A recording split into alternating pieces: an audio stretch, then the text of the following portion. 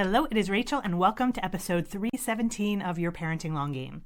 One of the things I love doing on this podcast is to bring things here that I notice that parents are doing that make things harder on themselves.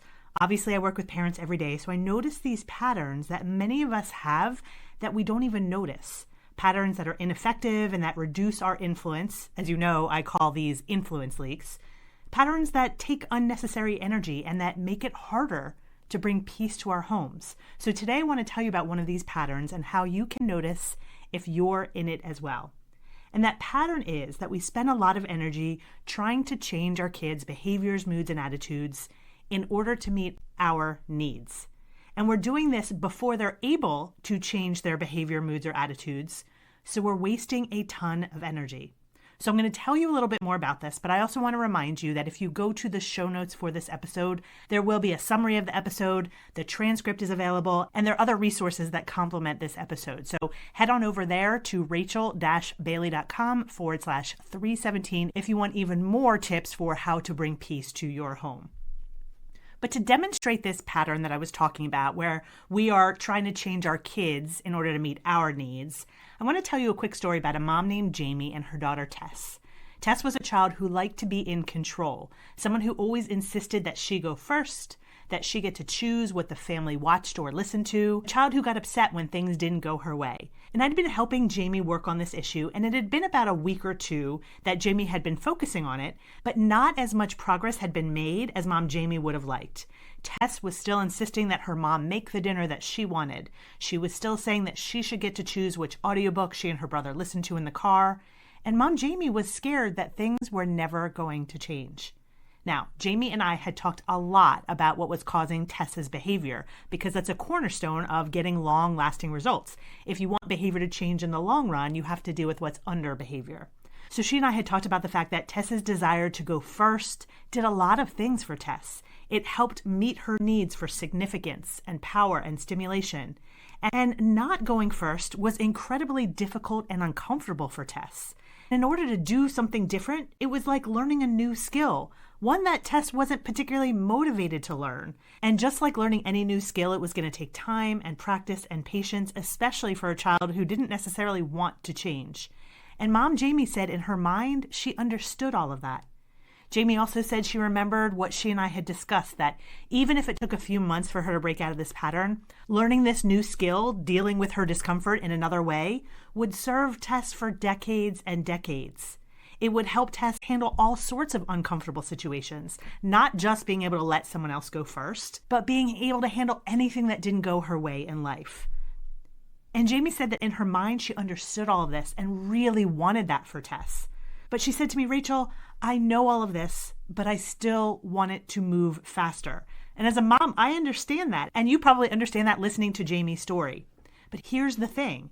When we want our kids to change faster than they're actually able to change, that becomes about us.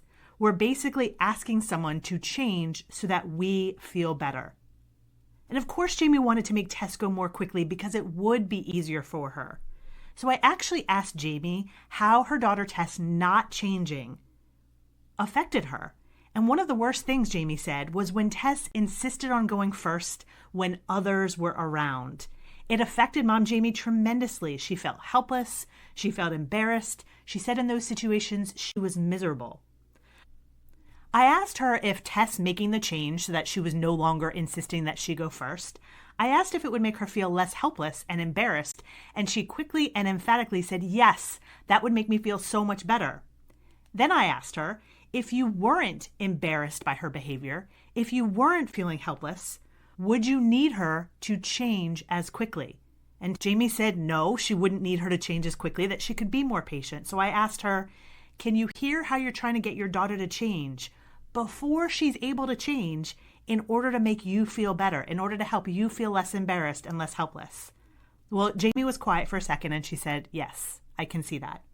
And that's what we do. We want our kids to change. We want them to just get out of yuck when they're being bossy in front of other people. Or we want them to be able to just clean up even though they struggle with executive functioning skills. We want them to clean up because we don't like how it affects us when they don't change. So we're asking them to change so we feel better. And that's basically like trying to teach someone algebra, and before they really get how to do all of algebra, we get frustrated with them because they don't get 100% on the test. Because in some way, they're not doing better affects us. We're asking them to do something that they can't do yet because that's what we want to happen. So how do you know if you're doing this? I will tell you, you're probably doing this too if logically you know that your child can't do better yet, because most of the parents I work with understand that it takes time to change negative behaviors. So you know they can't do better yet, but you have a hard time caring that they can't do better yet. When you know, for example, they struggle with anxiety, but you wish they would just stop asking you so many questions because it's exhausting you. Or when you know they have a hard time staying in bed at night, but you wish they'd stay in bed anyway. It's like you just want them and the situation to change, and you can't seem to care that they're struggling, even though intellectually you know that they're struggling. But here's the thing, I know you do care. You wouldn't be listening to my podcast if you didn't. Your desire for them to go faster is a sign that your needs aren't met, that you have a lot of yuck, or that you're missing a skill, that you are struggling in some way. And instead of meeting your own needs, you're trying to make your child change. And we have lots of reasons that we don't meet our own needs. Ultimately, though, we don't, and we put that on our kids. The problem is that most of the time, our kids can't change if we haven't given them what they need in order to be able to change. I've said this over and over, that beneath every negative behavior, mood, or attitude in our child is either too much yuck, or not enough skills, or both. When a child is insisting they have to go first, they experience yuck when they don't go first, and they haven't mastered the skills to handle that. When a child is being mean to their sibling, they have a lot of yuck, even if it's just the yuck is that they're bored, and they haven't mastered the skills to address that yuck without bothering their sibling. When children are anxious at night, they have yuck about what might happen to them, and they haven't mastered the skills to soothe that yuck.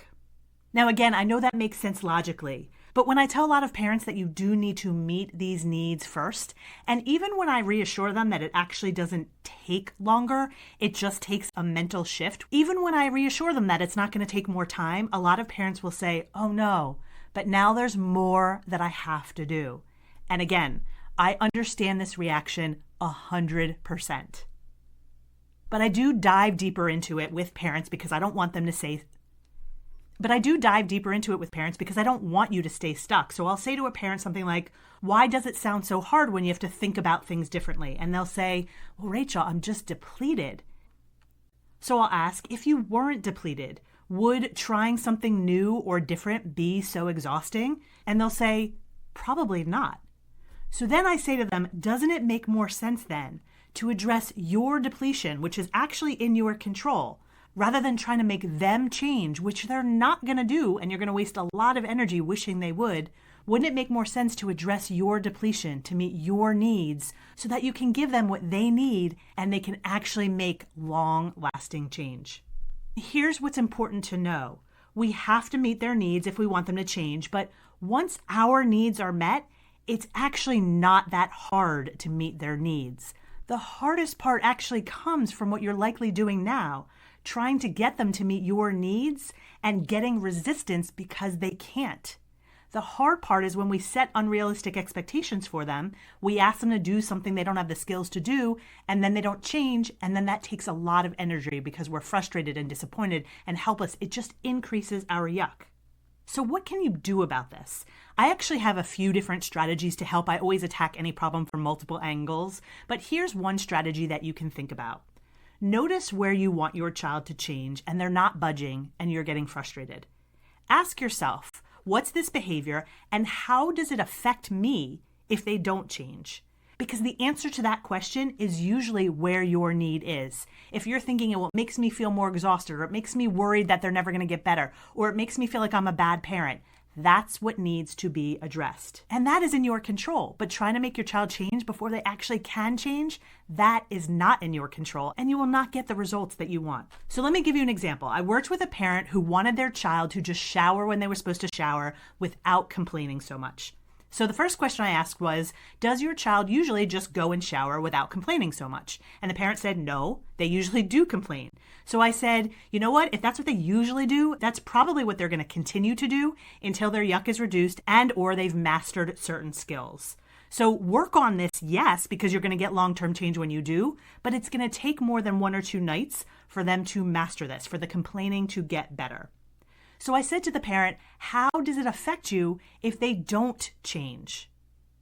And the parent said, well, if they're complaining, then I'm realizing this is going to take longer, and I'm trying to think about all the things in my head that I have to do that night, and I'm realizing that I'm not going to have time. And so I said, what would happen if you didn't have other things to do that night? And the parent said, well, I probably wouldn't be as upset.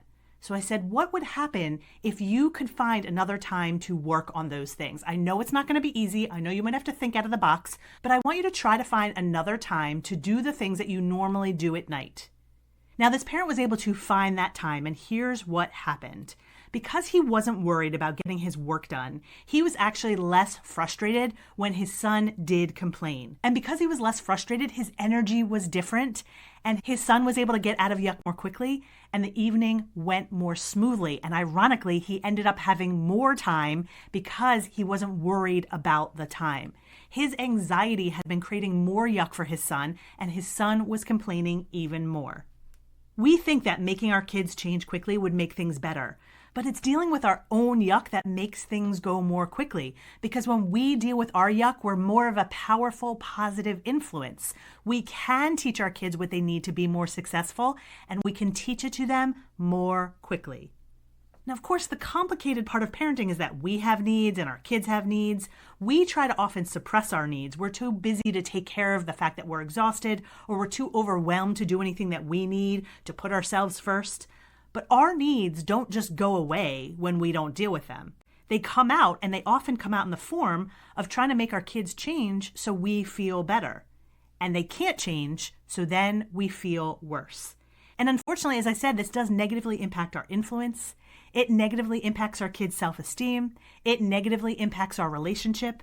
Things don't go the way we want, even though we think that our kids changing is the easy fix. It's not. But the good news is when we understand why we need our kids to change, when we address the stressors we're facing, or even just start to think about them differently, we have a lot more energy to give our kids what they need. And their behavior does change. They stop trying to go first. They stop complaining when they have to take a shower. They don't melt down as much. And there are other positive side effects as well. We become a powerful positive influence because we've approached them with confidence and connection rather than with our yuck and with our control. And that goes better. And when we meet our own needs first and give them what they need to be successful, they become more resilient. They become more confident because we've taught them how to do the thing they need to do.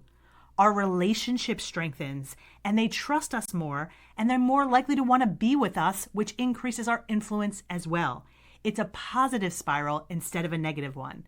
That is long game parenting. Now, again, if you want a summary of this episode, if you want to see the transcript in writing, if you want to see other resources, all of that can be found on the show notes for this episode at rachel-bailey.com/317. Thanks for listening, and I'll see you again soon.